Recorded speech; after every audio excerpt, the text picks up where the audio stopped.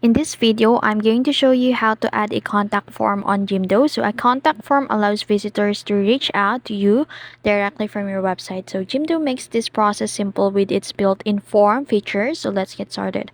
So first, make sure you are on the official website of jimdo.com and already logged in with your credentials.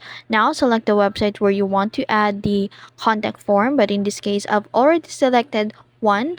And now, to give you all an example, navigate to the page where you want to the contact form to appear, and then click the add block, and then select the contact form from the list of available elements.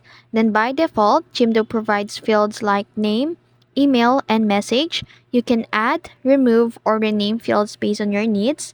And then choose fields types like text, drop downs, or checkboxes in here for custom responses. And then scroll down to the form settings section. Then enter the email address where you want to receive form submissions, and then customize a confirmation message users see after submitting the form.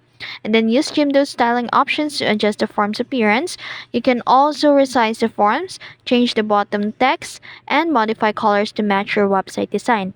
And then click Save to apply your changes, and then preview your website and test a contact form by submitting a message.